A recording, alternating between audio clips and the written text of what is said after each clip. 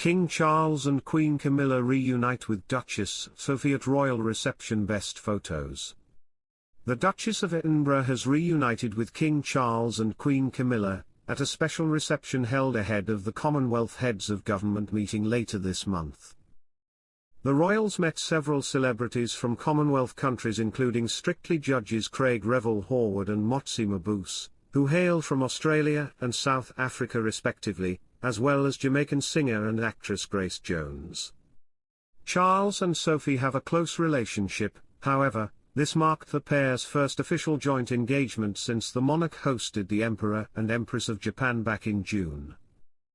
Hello viewers, please remember to subscribe and click on the notifications bell icon, so you will be notified whenever we upload new cookies about the British royal family.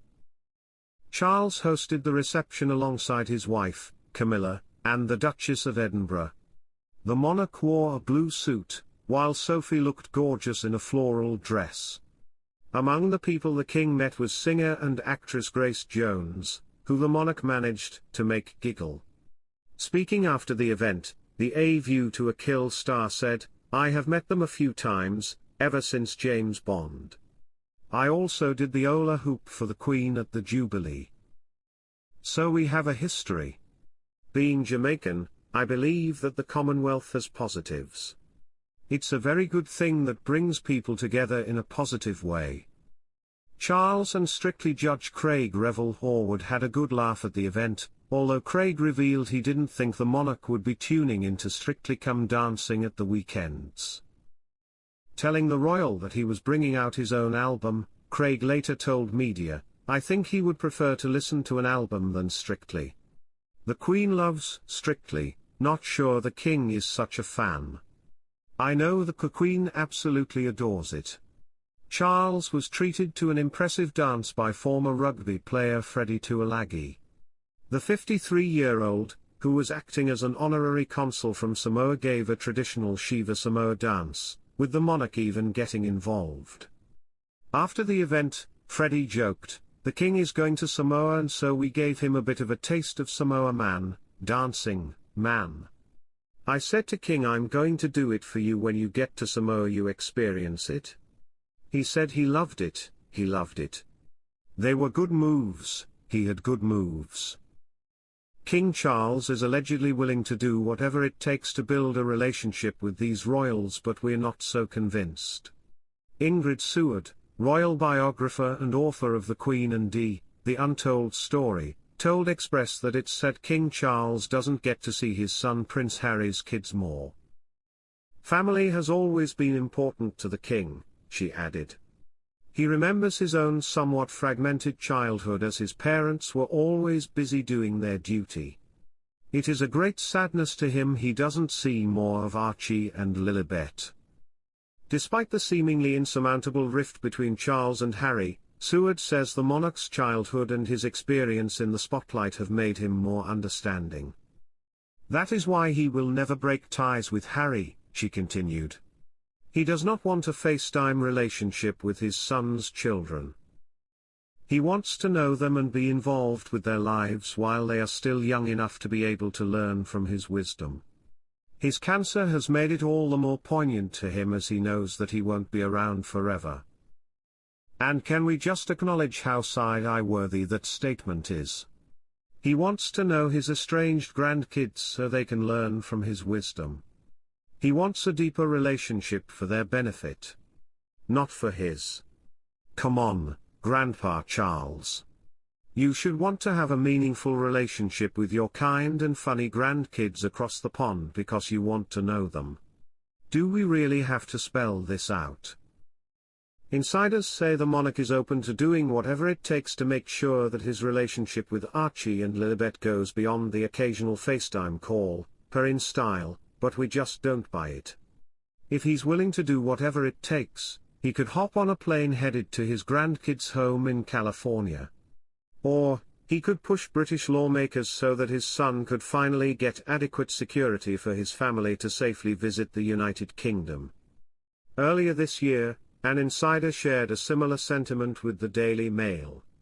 Charles values family above everything, they said, and whatever the course of his relationship with his son, he would never be content with just seeing his grandchildren on the odd video call.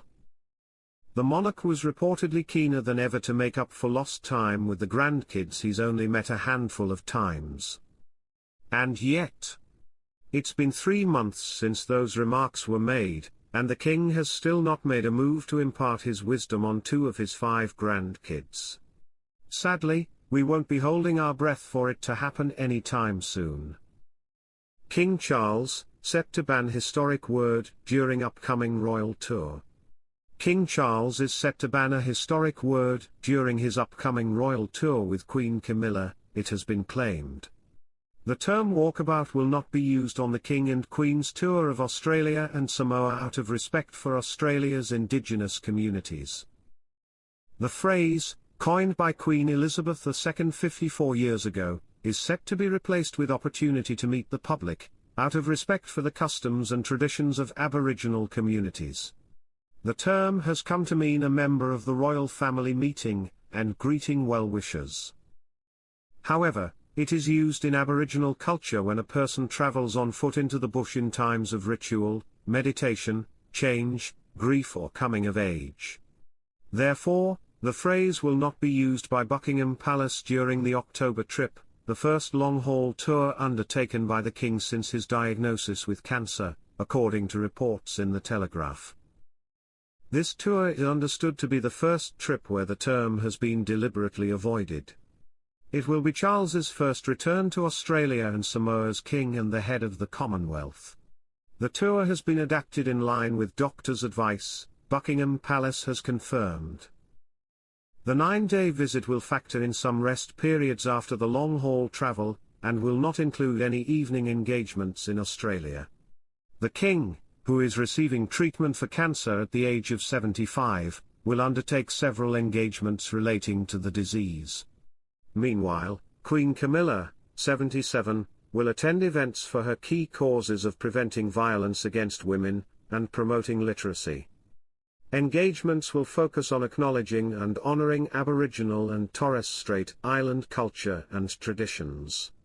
The King and Queen will attend a community barbecue, a staple of Australian culture, in Western Sydney, as well as learn about bushfire prevention and native plants. The tour was originally intended to include New Zealand, however, it was scaled back on medical advice. A Buckingham Palace spokesman said, "We've had to, as you would with any visit, think about how you can ensure Their Majesty's energies are preserved to be at their best." There had been some hope earlier in the year for Their Majesties to be able to visit New Zealand.